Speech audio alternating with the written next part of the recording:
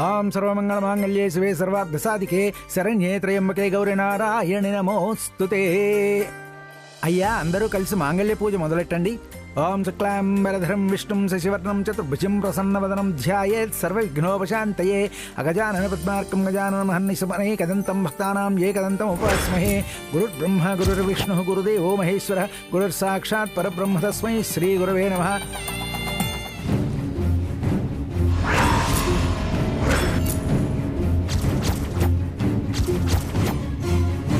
ఏమైంది వసు?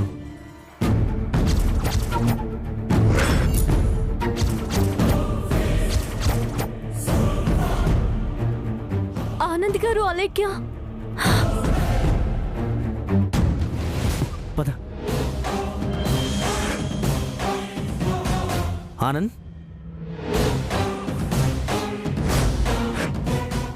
ఆనంద్ ఏంట్రా ఇదంతా?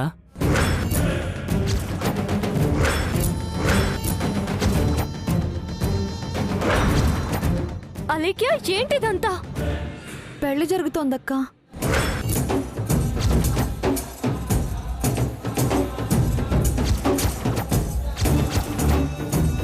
అత్తయ్య నక్షత్రాన్ని తప్పించుకోవడానికి ఇలా వచ్చాం. ఆ దేవుడు మమ్మల్ని ఒకటి కమ్మని ఆశీర్వదిస్తున్నాడు. ఇంట్లో అమ్మ వాళ్ళు ఇంకెవరి గురించి ఆలోచించాల్సిన పని లేదన్నయ్య.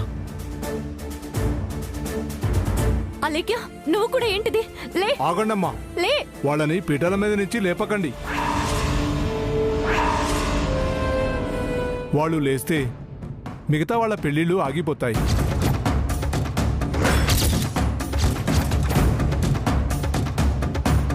వాళ్ళ గురించి వీళ్ళు పెళ్లి చేస్తారా? వీళ్ళ పెళ్లిళ్ళు చేస్తే నా మొక్కు తీరుతుంది. మీ మొక్కు తీర్చుకోవడానికి ఇలా చేస్తారా?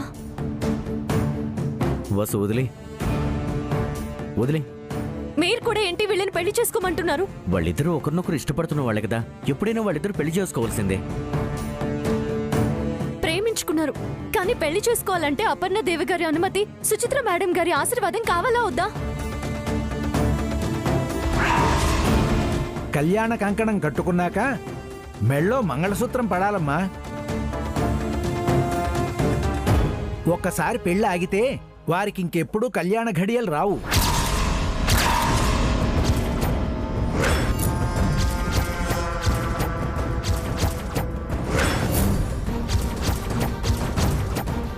వసు, వాళ్ళిద్దరిని ఒకటి చేస్తానని మనం మాటిచ్చాం కదా, అలాగే అవుతుందనుకో.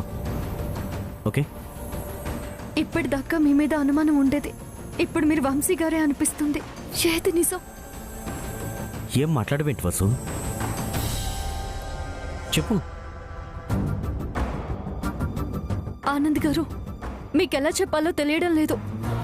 నేను చెప్పలేకపోతున్నాను.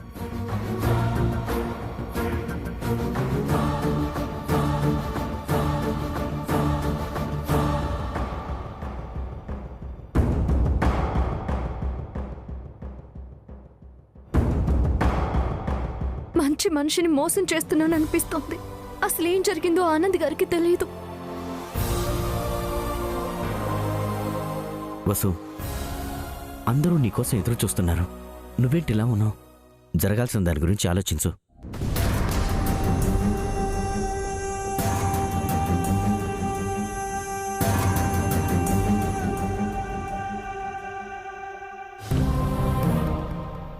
అమ్మా, ముహూర్తం దాటిపోతోంది. కానివ్వండి పంతులు గారు.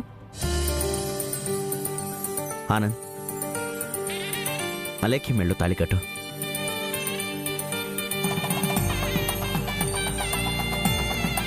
అక్క, విధి రాతని కాదనలేం కదా లేఖ్య. థ్యాంక్స్ అక్క, థ్యాంక్ యూ సో మచ్. ఓం తచ్చయ్యారా వ్రణీమహే గాతుం యజ్ఞాయ గాతుం యజ్ఞపతయే దైవీ స్వస్తిరస్తునః అయం ముహూర్తస్సు ముహూర్తోస్తు. అమ్మా, మాంగళ్య ధారణకు లేవండి.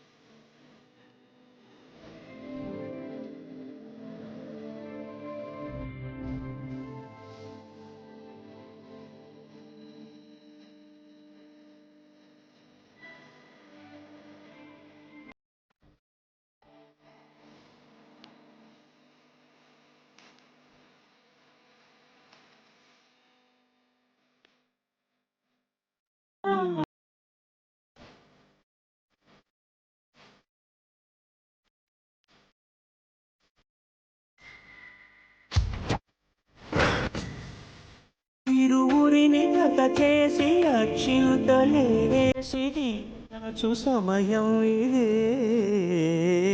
హోమాగ్ని సాక్షిగా ఏడడుగులేయించి నడిపించు తరుణం ఇదే హృదయాన్ని తెరచి మమతై మరచి పరివారం పెంచు శుభకార్యం గడవరకు నీ వెంట తోడంటూ ఒకరుంటే జీవితం సౌభాగ్యం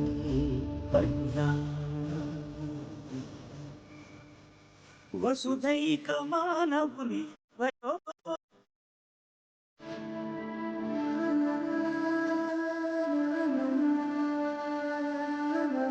అనయ్య, ఒక జ్యోతిష్యుడు మా పెళ్ళి మాకు తెలియకుండా జరుగుతుందంటే నేనంతగా నమ్మలేదు.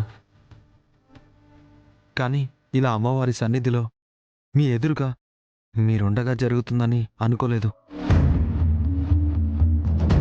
నా ప్రేమ విషయం అమ్మతో చెప్పాలంటేనే భయపడేవాణ్ణి.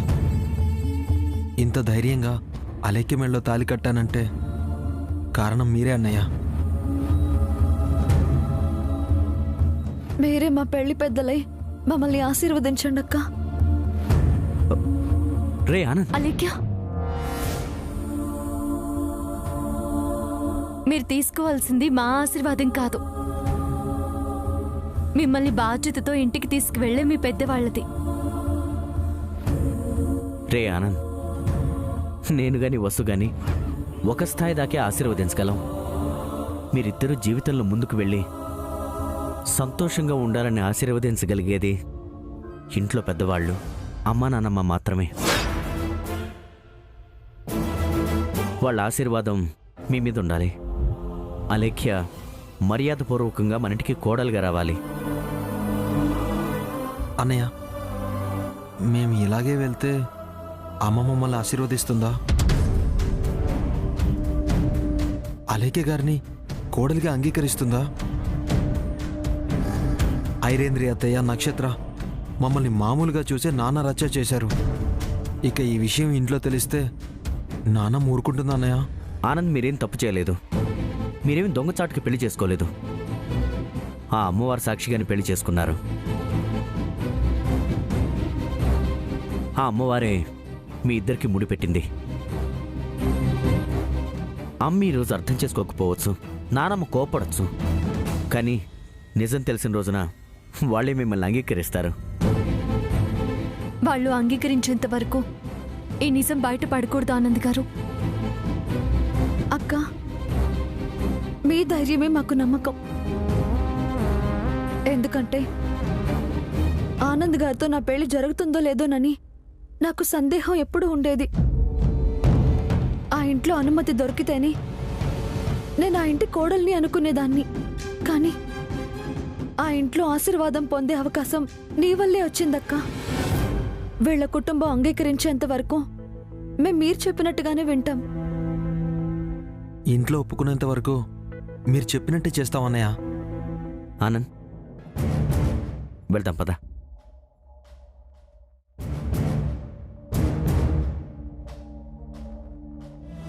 ఒక ఆడపిల్ల పెళ్ళవగానే కొంగుముడి పడిన వాడితోనే జీవితాంతం అత్తారింట్లో కలిసి ఉండాలనుకుంటుంది. కానీ నా జీవితం అంత విరుద్ధంగా వింతగా ఉంది. నన్ను క్షమించలేక్యా. నీతో పెళ్లి జరిగాక మా ఇంటికి నిన్ను తీసుకెళ్లాలనుకున్నాను. కానీ మనకు తెలియకుండానే మన పెళ్లి జరిగింది. ఎవరికీ తెలియకుండా కొన్నాళ్ళు ఉండాల్సి వస్తుంది. ఎంత దూరంగా ఉన్నా నీ మీద బాధ్యతగానే ఉంటానా లెక్యా. రే ఆనంద్, ఆ పూలదండలు అవి తీసి మీరిద్దరూ వెళ్ళి ఫ్రెష్ అయ్యండి. అవునా లేఖ్య, వెళ్ళి తీసేయండి.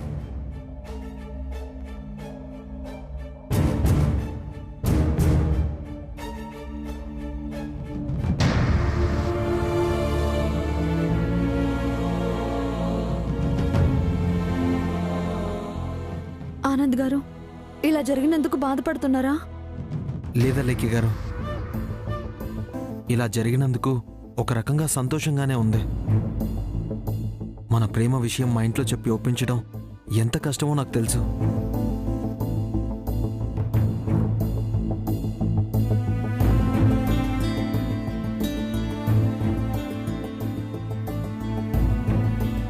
మా అమ్మ ఒప్పుకున్నా,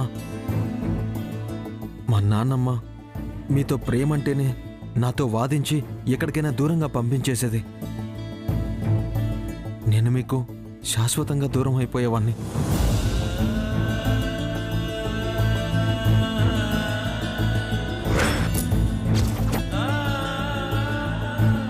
పెళ్ళిళ్ళు స్వర్గంలో నిర్ణయించబడతాయి అంటారు, కానీ మన పెళ్ళి సాక్షాత్తు అమ్మవారి సన్నిధిలోనే జరిగింది. మన పెళ్ళి ఘనంగా జరగకపోయినా ఎవరు అపార్థం చేసుకోకుండా ఈ గుళ్ళోనే జరిగిందా లేఖ గారు?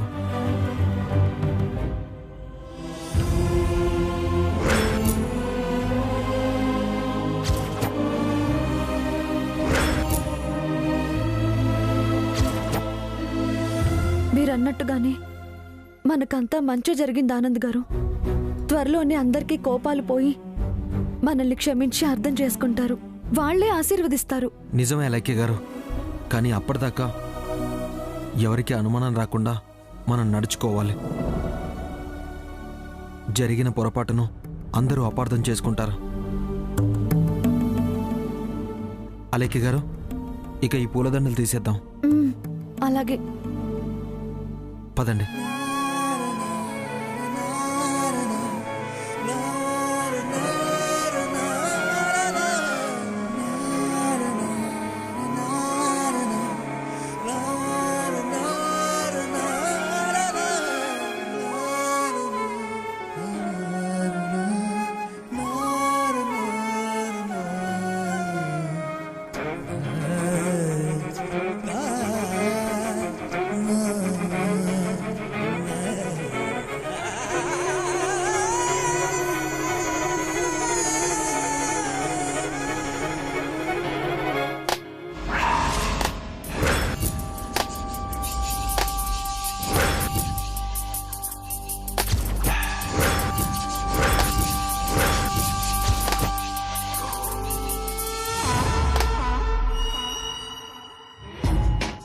చక్రవాక పక్షుల్లాగా ఇద్దరు ఎంత చూడముచ్చటగా ఉన్నారు మామ్. సారీ ఆనంద్, ముహూర్తం టైంకి రాలేకపోయాం. కనీసం అక్షింతలు దొరుకున్నా తల గుప్పెట తీసుకొని మీ తలపై వేసి ఆశీర్వదించేదాన్ని. అత్తయ్య,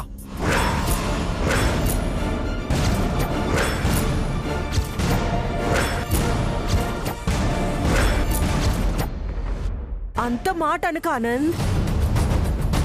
అలాంటివిటి మామ్, ఆనంద్కి ఇప్పుడు అత్త మామలు లేరు కదా, అందుకే నిన్ను అత్తయ్య అంటున్నాడు. సారీ ఆనంద్, ఇలాంటి రోడ్ సైడ్ లేడీస్ ని నేను కూతురుగా కాదు కదా, ఒక అమ్మాయిగా కూడా అంగీకరించను.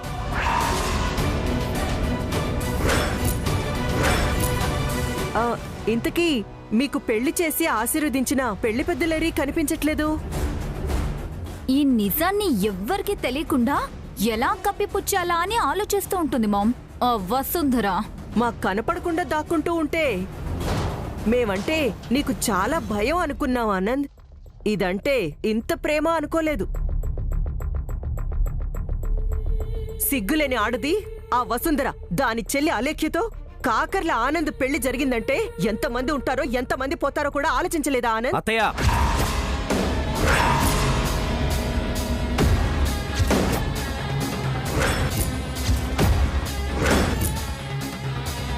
ఇప్పుడు వరుసలతో పిలవడాలెందుకులే వంశీ, ఎలాగో వరుసలు మారాయి. నా వంశీ తప్పు చేయడు, నా వంశీ ఏ తప్పు జరగనివ్వడు అని గొప్పలు చెప్పుకునే మా వదినకి ఆనంద్తో అలగా జనం మనిషి జాతికి కూడా చెందని ఆ వసుంధర చెల్లెలతో పెళ్లి జరుగుతుంటే చూస్తూ నిలబడిపోయావని తెలిస్తే ఏమవుతుందో ఆలోచించి ఏం సమాధానం చెప్పాలో నిర్ధారించుకో వంశీ.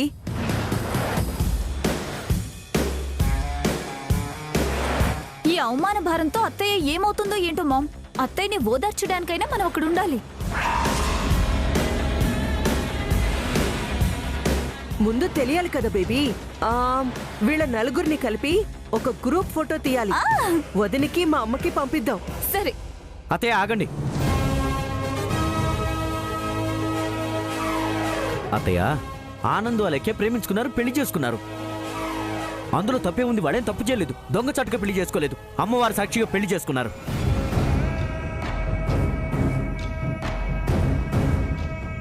అరే దానికి మీరింత వద్దతయ్య, అలా చేయదు ప్లీజ్. అంటే ఏంటి వంశీ, నీకు మీ అమ్మ నాన్నమ్మ కంటే వీళ్లే ఎక్కువైపోయారా?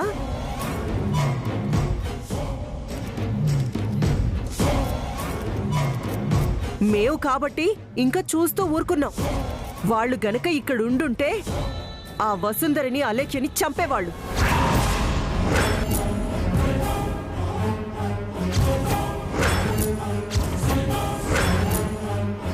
బేబీ, నువ్వు ఫోటో తీయి.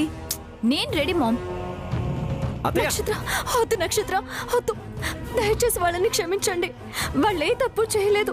ఒక్కరినొకరు ఇష్టపడి పెళ్లి చేసుకున్నారు. ఇలా చేసి వాళ్ళ జీవితాలు నాశనం చేయకండి. అంత కాన్ఫిడెంట్ గా పెళ్లి చేసి ఎందుకే మళ్ళీ నాటకాలు ఆడతావు? అయినా ఈ విషయం ఎప్పటికైనా తెలిసేదే కదా, అదేదో మేమే తెలియజేస్తాం. అత్తయ్య, మీరు వసుంధర మీద కోపంతో అలేఖ్య ఆనందుల మీద కక్ష కట్టి ఇలా చేస్తున్నది చాలా తప్పు. ఈ మాటలు మీ అమ్మతో నానమ్మతో చెప్పు వంశీ. తట్టుకొని నిలబడతారో లేదో చూద్దాం. ఇప్పుడు కూడా బావ వాళ్ళ వైపే నించున్నాడమ్మా. చూడు, వాళ్ళు చూడడం కాదు, వాళ్ళ సినిమా మన వాళ్ళు చూడాలి. నువ్వు ఫోటో తీయి బేబీ. నక్షత్ర, నక్షత్ర ప్లీజ్ అలా చేయకు నక్షత్ర. కావాలంటే నన్ను శిక్షించండి. మీరేం చేయమన్నా నేను చేస్తాను. నిజంగా ఏం చెప్పినా చేస్తావా వసుంధరా? చేస్తాను నక్షత్ర. అయితే ఒకటిచ్చే, ఫోటో కాదు వసుంధరా, వంశీ బావని.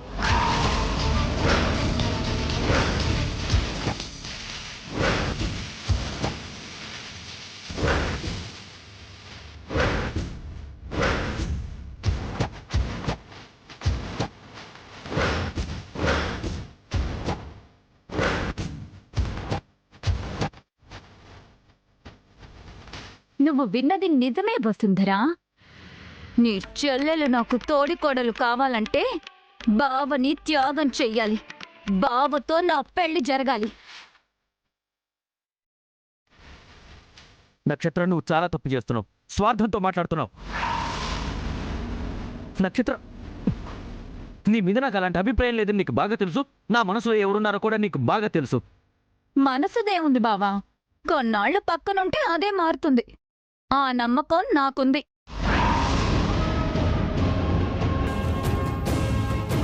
చెప్పు వసు, నేను చెప్పిన దానికి ఒప్పుకుంటున్నావా లేదా?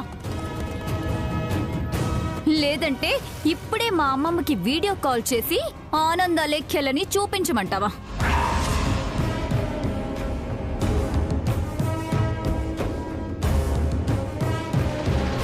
ఎలాగో చెడ్డ పేరుంది. చెల్లెల కోసం త్యాగం చేసి కొంచెం మంచి పేరు తెచ్చుకోవసు. ఎలాగో నీ జీవితం ఎవ్వరికీ ఉపయోగపడదు కదా. వసుంధరా, టైం లేదు, చెప్పు.